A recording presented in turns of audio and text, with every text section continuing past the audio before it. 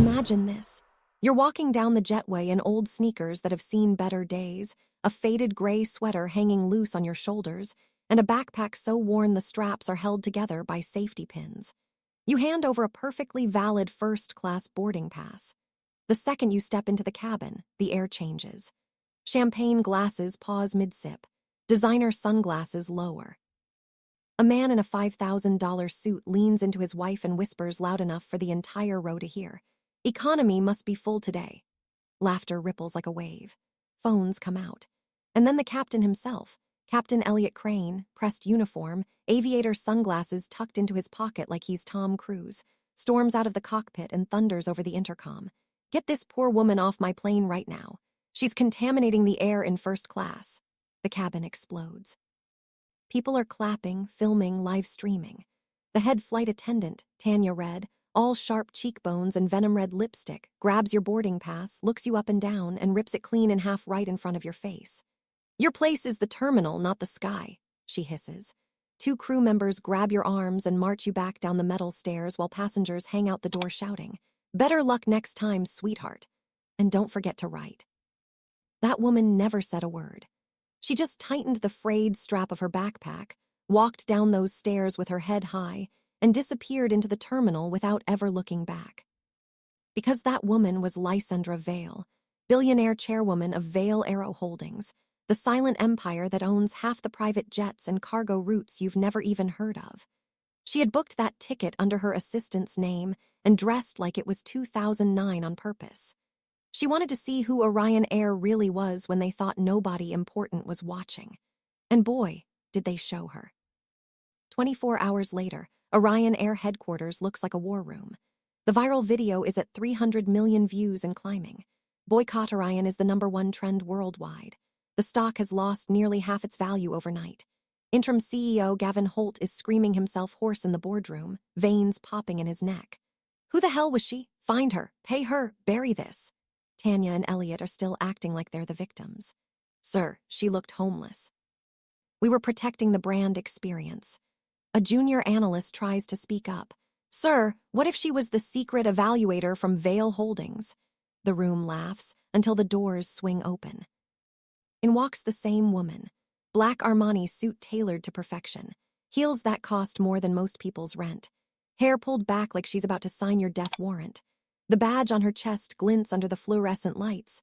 Lysandra Vale, chairwoman and majority owner, Vale Aero Holdings. The laughter dies in their throats. Tanya drops her coffee cup. It shatters on the marble floor. Elliot's knees actually buckle. Gavin tries to stand and offer a handshake, but his hand is shaking so badly he can't. Lysandra doesn't sit. She just stands at the head of the table and says, very quietly, "Yesterday I was garbage you threw off your plane. Today I own 51% of this airline. Any questions?" There were no questions. Over the next weeks, the fallout was biblical. Investors ran for the exits. Major sponsors pulled out. Tanya posted a tearful apology video that got ratioed into oblivion. Elliot tried to hide behind, "I was just following procedure." Lysandra didn't say a word in public. She didn't need to. The world was doing the talking for her. Then came the press conference everyone was waiting for. The room was packed, cameras flashing, reporters shouting. Everyone expected her to announce she was walking away forever. Instead, Lysandra stepped to the podium in a simple white blouse and said, "Many of you think this story is about revenge. It's not. It's about repair." She pressed a button. The screen behind her lit up with security footage. Tanya ripping the ticket, Elliot barking orders, passengers laughing like hyenas. Then it cut to new footage. Janitors, baggage handlers, single mothers who clean cabins at 3 a.m., all being handed promotion letters. "Effective today," she continued. "Orion Air is under new ownership through Skyline Capital. Gavin Holt is gone. Tanya Red and Captain Elliot Crane have been reassigned. And every single person who was invisible yesterday will have a seat at the table tomorrow." She launched the Flight for All initiative on the spot. 100,000 free seats a year for low-income families, foster kids, veterans, refugees, anyone who's never been able to look out an airplane window and see the world from above. The very first rebranded flight took off 6 months later. Lysandra was on it, not in first class, but in the very last row of economy, Same old backpack under the seat in front of her. Tanya and Elliot, now in standard crew uniforms with no-name tags, pushed the beverage cart down the aisle. When they reached her row, their eyes met hers for the first time since that day. No words, just a slight nod from Lysandra. They moved on. A little girl in a hand-me-CT-down dress, clutching a stuffed bear with one eye missing, was flying for the first time in her life. She looked at Lysandra and whispered, "Are we really in the sky?"